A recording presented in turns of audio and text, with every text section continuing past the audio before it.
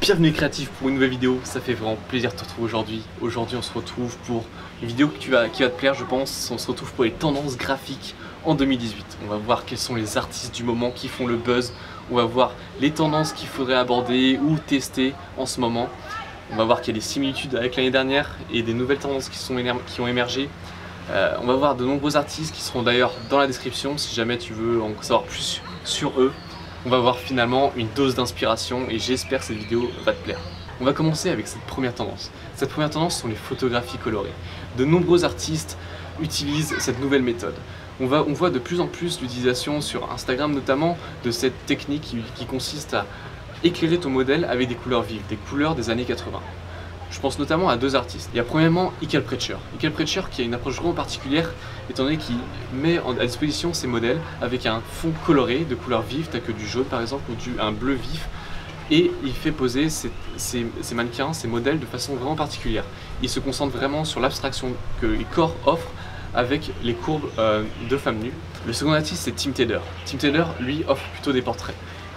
Il met en avant une ligne de vêtements en éclairant ses modèles d'une façon particulière. Lui aussi utilise un éclairage coloré pour mettre en avant d'une part le modèle et d'autre part le vêtement, les habits. Donc vraiment c'est une technique intéressante, je t'invite vraiment à l'essayer, à l'utiliser. On va voir sur la tendance précédente qui est assez similaire comment utiliser plus dans l'univers du graphic design. Mais si t'es photographe, si tu as tendance à plutôt prendre des photos, essaye, voilà, achète-toi juste un filtre sur tes différents spots que tu as. Tu les appliques dessus et ça va tout de suite t'instaurer une lumière vraiment particulière. Essaye de n'utiliser aucune lumière blanche, uniquement par exemple un fond coloré avec 2-3 lumières autour de ton modèle, des lumières avec des couleurs vives inspirées des années 80 et tu m'en diras des nouvelles. Et ça permettra voilà, d'avoir des couleurs ainsi qu'une image vraiment unique avec tes photographies. La seconde tendance est vraiment similaire à la première, j'avais quand même envie de te la présenter. C'est l'utilisation des couleurs vives, les couleurs des dégradés de couleurs vives. Elle était déjà présente l'année dernière avec cette utilisation des couleurs vives, pétantes, brillantes. Mais ici, on la retrouve avec notamment un artiste qui connaît un buzz monstre sur Beyoncé notamment, c'est Magdiel Lopez. Magdiel Lopez connaît un essor incroyable en ce moment. Et c'est pour ça que j'avais vraiment envie de te présenter cette méthode qui est l'utilisation des dégradés 2.0 on va dire, avec des couleurs beaucoup plus vives, avec des bleus accompagnés de roses, avec notamment du violet, avec du rose là aussi. Donc j'avais vraiment envie de te présenter cette technique avec Magdiel Lopez qui crée vraiment des choses impressionnantes avec l'utilisation de Photoshop. Ici pas de 3D, je parle pas de 3D pour une fois, ni utilisation du dessin ou du moins sur quelques modèles, mais elle utilise avec vraiment brio l'utilisation de cette technique et l'utilisation des couleurs. Donc je t'invite à aller la suivre, à aller la voir son Instagram qui est vraiment excellent. Elle a été justement mise en avant par Fubiz qui a réussi à la découvrir et notamment c'est du fait de réaliser des daily renders qui a permis de mettre en avant son travail. Donc voici pour la deuxième tendance. Je vais te présenter maintenant cette troisième tendance. Dans cette troisième tendance, on va encore parler de photographie. Ici, c'est avec l'utilisation particulière de la photo. Ce n'est pas au niveau technique, ni au niveau des éclairages, mais plutôt au niveau de l'ambiance que tu mets. Ici, on est plus sur une utilisation artistique des œuvres. On est sur une mise en scène, on est sur l'utilisation du papier, du fait main, tel que décor vraiment atypique, des sortes de sculptures en forme de papier. Ici, on est voilà, sur un décor artistique. On est sur une utilisation vraiment manuel de la photographie. Donc je t'invite à t'intéresser à cette tendance qui émerge. Je n'ai pas vu énormément pour le moment, donc voilà, essaye pourquoi pas de développer autour de ces techniques si tu fais des photographies, de voilà, avoir une approche artistique, mets en place des décors ou pourquoi pas des habits faits main avec du papier ou avec des matériaux différents. Voici la tendance et on va passer tout de suite à la prochaine. La prochaine tendance que je vais te présenter, c'est au niveau du web design. Ici, je te présente une tendance qui émerge et qui connaissait déjà un développement l'année dernière, c'est l'utilisation de la 3D dans l'expérience utilisateur. Ici, l'utilisateur va jouer avec le curseur de sa souris avec ton animation ou avec les différents modèles que tu as mis en place sur ton site web. Ici, l'idée est de le divertir ou de mettre en avant ton produit avec une utilisation vraiment particulière. On va jouer avec les dimensions, on va jouer avec le volume, c'est-à-dire de tourner autour de ton modèle. C'est vraiment une approche particulière qui connaît un essor important en ce moment en 2018. Étant donné que voilà, de plus en plus il y a de plus en plus de consommateurs, bien sûr, sur le net. De ce fait, les boîtes font de plus en plus appel à des développeurs web et aussi des graphistes et des motion designers pour justement enrichir leur site web, avoir une expérience vraiment particulière pour le visiteur. Je te donne notamment un site web vraiment intéressant où tu pourras voir plusieurs créations d'artistes intéressantes et incroyables. C'est www.awards.com. Ici, tu pourras retrouver différents sites web, des créateurs qui postent leurs créations. Il y aura aussi un classement avec les sites qui ont vu le plus de vues, qui ont obtenu le plus de vues, qui intéressent le plus. Donc je te le mets en description, va faire un tour, c'est vraiment un travail de fou, il y a des choses vraiment intéressantes et si toi aussi tu as envie de t'intéresser à ce domaine, je t'invite à te former et à customiser aussi ton site web ou ton portfolio avec justement un design intéressant, interactif qui change d'avoir juste une page avec tes projets et les images. Donc voilà, une tendance qui émerge, la 3D dans le web design. Pour cette prochaine tendance, on va encore rester dans l'univers du web avec les logos responsives. Et oui, le web connaît un essor incroyable. Les plateformes se développent, les formats se développent eux aussi. C'est pour cela que les grandes marques cherchent à développer un maximum possible leur logo. Avant on était sur quoi, une ou deux déclinaisons, maintenant on est sur 3, 4, parfois 5 déclinaisons du logo. C'est une nouvelle tendance, le fait d'adapter vraiment ton identité suivant les plateformes, suivant les images. Après, les bus de Londres, c'est des putains d'oiseaux en Thaïlande. Enfin bref, on va continuer. Et l'idée ici... Putain, c'est un délire. Ok. Et donc l'idée en fait, c'est d'adapter ton logo suivant les différents formats, les différentes plateformes. Par exemple, le mobile, la tablette, ou encore les écrans d'ordinateur. Les écrans d'ordinateur de plus qui connaissent un format là encore aussi différent. Donc voilà, l'idée c'est de mettre encore une fois le client, le visiteur le mieux possible, d'avoir toujours cette identité qui suit à la lettre l'univers de la marque. Donc c'était la nouvelle technique, la nouvelle tendance que j'avais envie de te présenter sur les logos responsives. On est retourné à l'intérieur étant donné que dehors il fait beaucoup trop nuit et j'avais pas envie de pousser les ISO pour avoir une image dégueulasse avec du bruit, bref. La prochaine tendance, c'est l'art fait main digitalisé. Ici, le concept est très simple. On va reprendre des outils, des techniques traditionnelles telles que la peinture, la sculpture ou encore le dessin sur papier. On va réutiliser ces techniques et la scanner.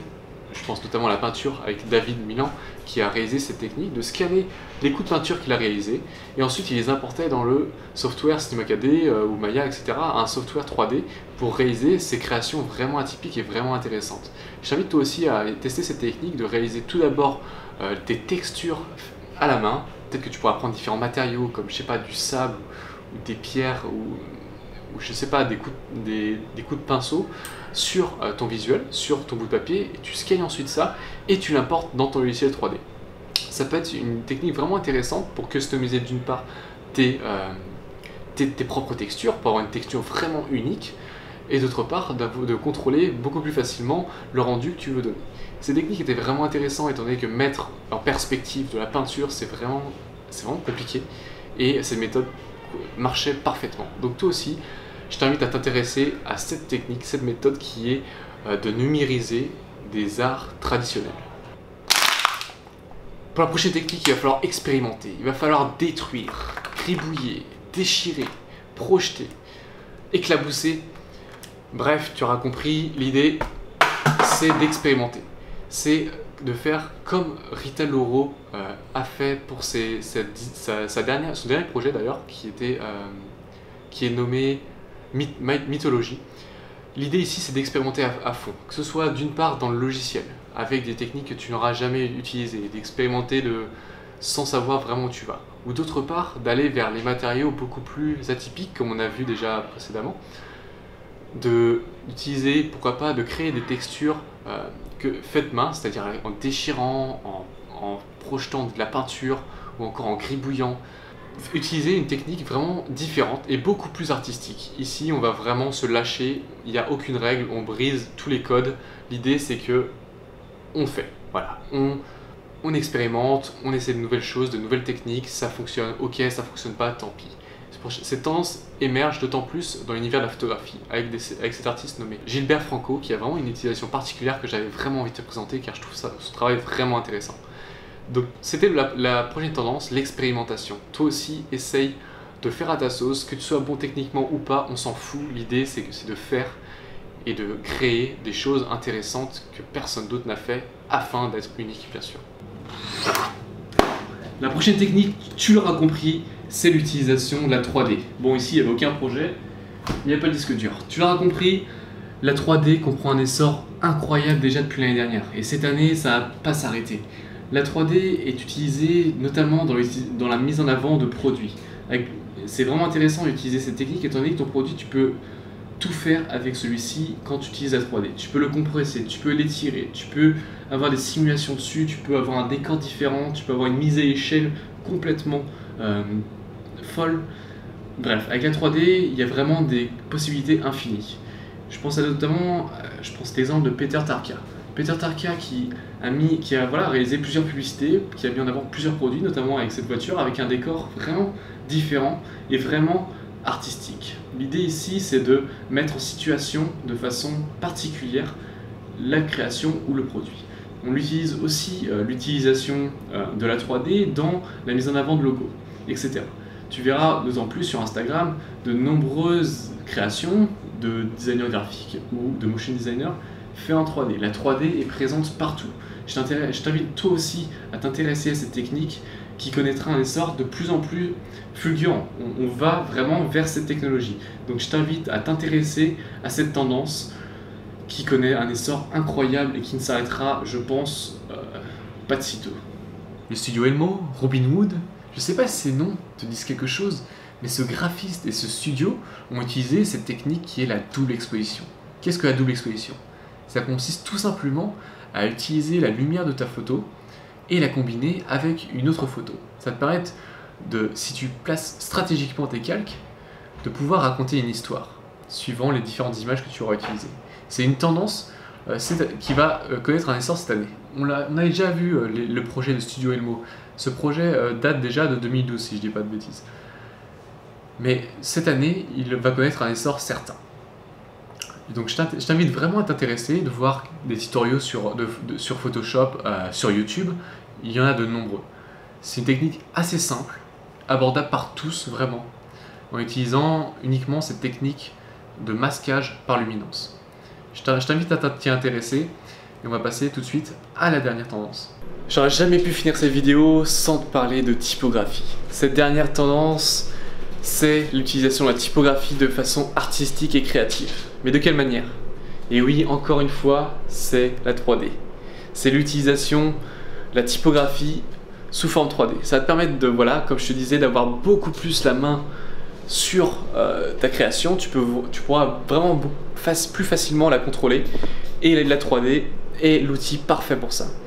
De nombreux artistes utilisent cette technique pour soit fondre la typo, pour soit offrir une dimension particulière à celle-ci.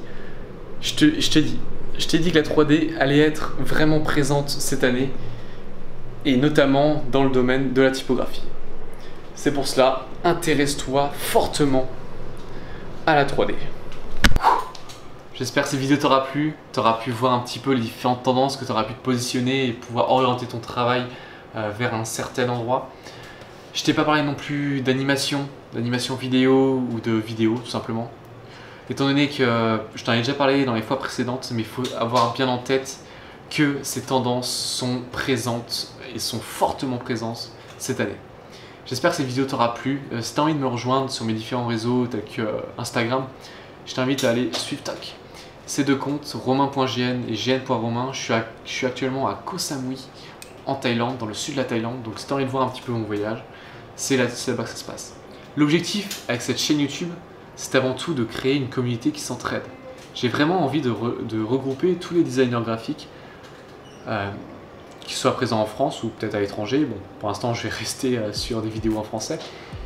Et qu'on partage en fait ensemble toutes les aventures qu'on a pu avoir dans le domaine. Que tu sois junior ou en tant qu'étudiant ou en tant que freelance ou que tu sois tout simplement senior, j'ai envie en fait qu'on partage ensemble l'expérience et qu'on partage ensemble en fait nos apprentissages. C'est pour ça que j'avais eu comme idée, je sais pas si ça t'intéresse ou non, c'est de partager la dernière création que tu as faite, que ce soit en études ou au boulot, ou même personnel, en projet perso, et qu'on le partage sur Facebook. J'ai créé une page qui est GN Design, les liens seront dans la description si tu as envie d'aller voir. En fait, l'idée serait de partager la créa que tu as faite en dessous de cette vidéo. Donc va faire un tour sur Facebook et ce serait vraiment cool que tu partages tes derniers projets. J'en ferai une vidéo pour présenter un petit peu tout ça. Mon idée principale ici de cette chaîne YouTube, c'est uniquement t'aider. Donc si tu as des questions, si tu as envie d'en savoir plus, si tu as vraiment un sujet qui te titille ou vraiment tu te poses des questions, tu as envie d'apprendre ça, tiens-moi au courant, que ce soit au niveau de la technique 3D, parce que notamment j'aime beaucoup Cinema 4D, du coup voilà, j'essaye de développer cette technique, et aussi sur Photoshop ou Illustrator, etc. Je serai là pour t'aider. Donc si tu as des questions, n'hésite pas en dessous de cette vidéo, que ce soit au niveau des tendances, comment faire ça, je pourrais te donner un coup de main. N'hésite pas à poser tes questions, elles sont là pour ça. J'aimerais savoir qu'est-ce qui te tient à cœur et qu'est-ce que tu as envie d'apprendre. De ce fait, j'ai créé un premier produit qui consiste à comment avoir des bonnes idées. Étant donné que voilà, c'est bien d'avoir toutes ces tendances, tu peux toutes les faire, hein, tu peux apprendre tout techniquement, mais le truc en fait c'est que si tu n'as pas les idées de base, si tu n'as pas une idée forte et impactante, finalement ton visuel, peu importe comment tu la réalises, elle sera ok c'est joli, mais le fond sera peut-être pas là et puis le concept non plus. Donc c'est vraiment finalement une formation que j'ai créée, c'était avant tout pour moi et je suis vraiment content de l'avoir fini, étant donné que voilà, maintenant je pourrais vraiment me consacrer à la technique, étant donné que les idées maintenant seront faciles à générer. En fait c'est une boîte à outils que je te présente qui va te permettre de générer des idées. Le lien est là aussi dans la description si ça t'intéresse ou pas, c'est comme tu veux. J'ai créé d'ailleurs j'ai fait un petit extrait, de 15 minutes du coup qui sera présent, c'est gratuit donc tu peux aller checker pour voir si ça t'intéresse ou pas, pour voir un petit peu quelle forme ça a, qu'est-ce que tu vas apprendre. Tout ça c'est dans la description, donc si ça t'intéresse, vas-y. Il faut savoir qu'elle augmente toutes les semaines, la formation augmente toutes les semaines, donc voilà, si tu as envie de te la procurer maintenant, tu auras finalement une promotion, donc c'est toi qui vois. C'est une formation que je te présente, que vraiment j'aurais voulu avoir en tant qu'étudiant, étant donné qu'en études c'est cool, on apprend comment avoir des idées, mais c'est les mêmes et on utilise tout le temps les mêmes et j'aurais vraiment voulu avoir en fait une approche différente. Donc voilà, j'espère que cette vidéo t'aura plu, que tu auras pu apprendre des choses et on se retrouve à la prochaine. Reste motivé, reste créatif, reste unique.